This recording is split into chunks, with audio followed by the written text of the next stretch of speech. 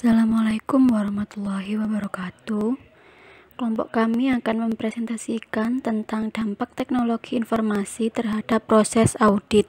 Berikut nama-nama anggota kelompok kami. Yang pertama ada Lailatul Husna NIM 088, Siti Mainurosita 162, Fitri Wulandari 161, Ella Putri Lestari 278, Reni Yudi Lestari 255, Leni Aisyah 258, Yunita Afiastasari 254, Erica Permatasari 263, dan Ina Dwi A 237.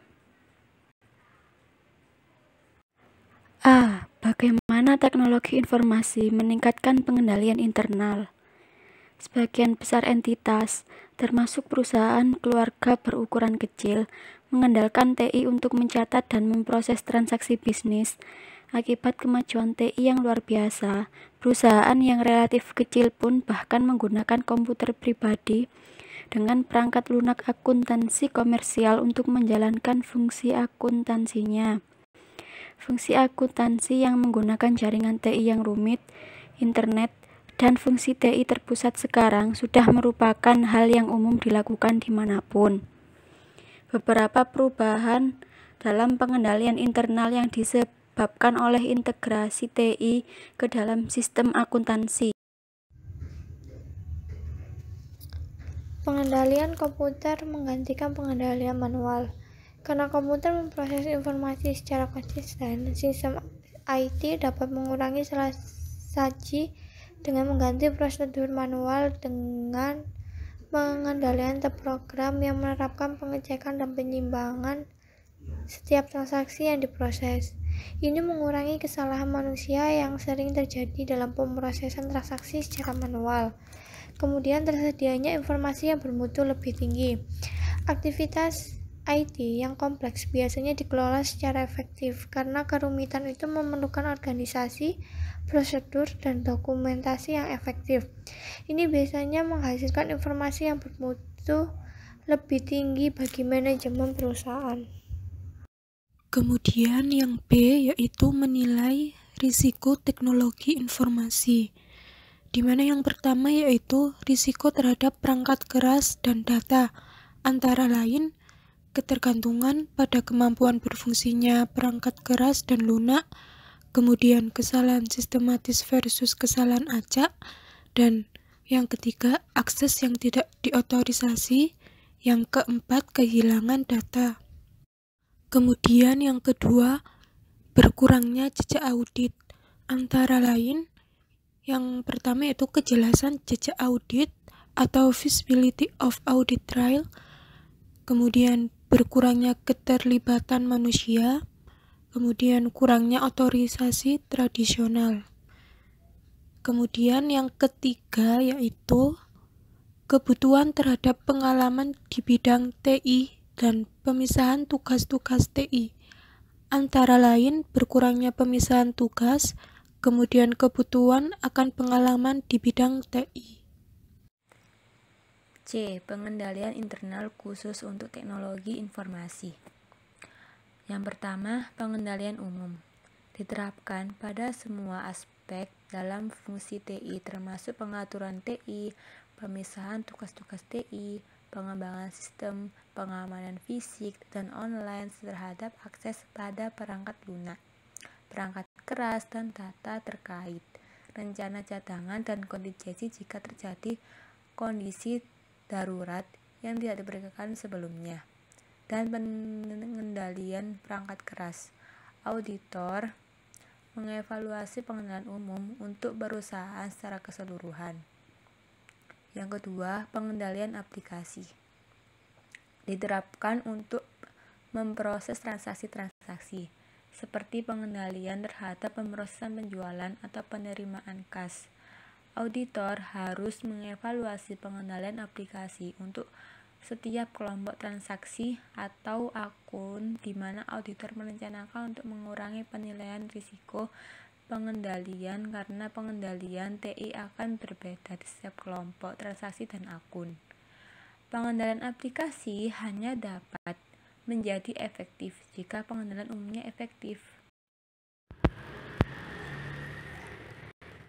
Berikut dampak teknologi informasi dalam proses audit.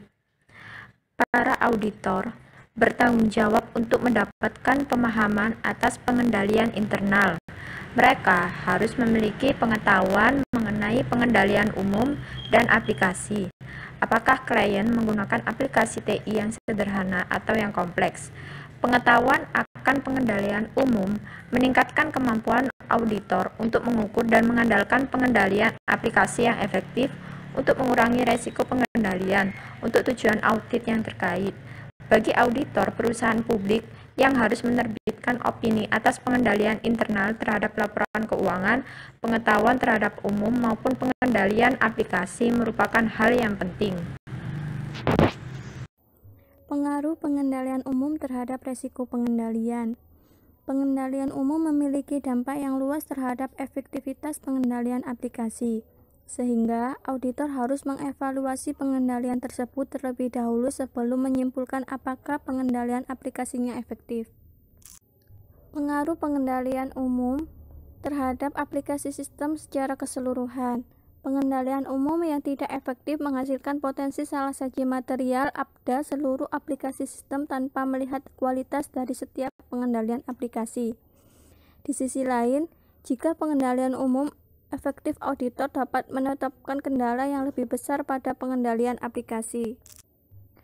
Pengaruh pengendalian umum terhadap perubahan perangkat lunak. Jika pengendalian umum efektif, auditor dapat dengan mudah mengidentifikasi kapan perubahan perangkat lunak dilakukan.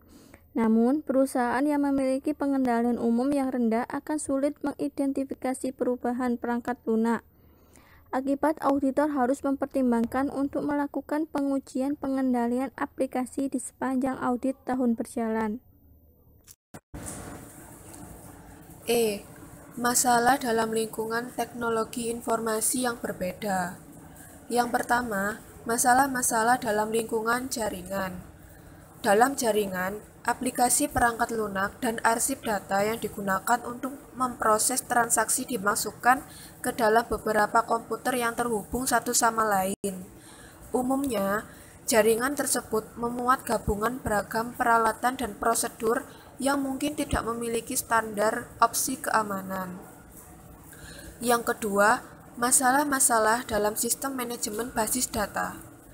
Memungkinkan klien untuk menciptakan basis data yang memasukkan informasi yang dapat digunakan bersama di antara beragam aplikasi.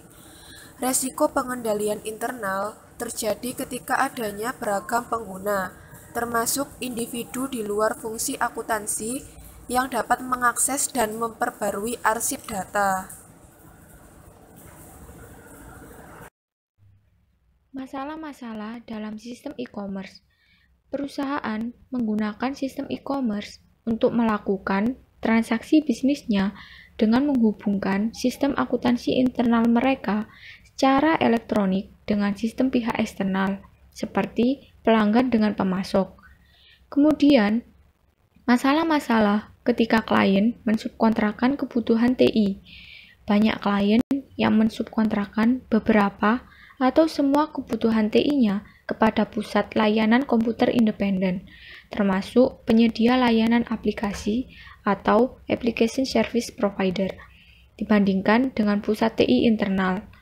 Perusahaan yang lebih kecil sering mensubkontrakkan fungsi penggajiannya yang relatif sama di satu perusahaan dengan perusahaan lainnya. Contoh kasus dan penyelesaian. Kasus pada Yayasan Dana Sosial Al-Falah Cabang Jember, yaitu perubahan sistem informasi. YDSF Cabang Jember sudah menggunakan sistem yang terkomputerisasi dalam kegiatan operasionalnya. Hanya saja masih dalam bentuk yang sederhana dan dalam operasionalnya masih belum menggunakan SIMAZIS atau Sistem Informasi Manajemen dan Akuntansi Zakat, Infak, dan Sodaqoh. SIMAZIS sendiri merupakan aplikasi yang dirancang khusus untuk LAS maupun BAS. Aplikasi ini baru diluncurkan pada 2011 lalu. Pemakaian teknologi informasi pada lembaga dana sosial pun adalah merupakan langkah yang tepat sebuah organisasi untuk menyesuaikan dengan perkembangan teknologi yang ada pada saat ini. Penyelesaiannya, penggunaan teknologi informasi dapat meningkatkan pengendalian internal dengan menambah prosedur pengendalian baru yang dilakukan oleh komputer dan dengan mengganti pengendalian yang biasanya dilakukan secara manual yang rentan terhadap kesalahan manusia.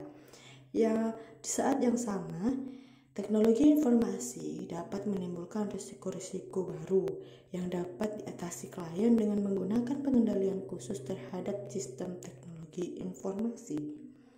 Tidak ada perbedaan konsep audit untuk sistem teknologi informasi yang kompleks maupun sistem pencatatan manual. Yang berbeda adalah metode spesifik yang cocok dengan situasi sistem informasi akuntansi yang ada. Sekian presentasi dari kelompok 3. Bila ada salah kata mohon dimaafkan, dan untuk teman-teman yang mau bertanya dipersilahkan. Terima kasih atas perhatiannya. Assalamualaikum warahmatullahi wabarakatuh.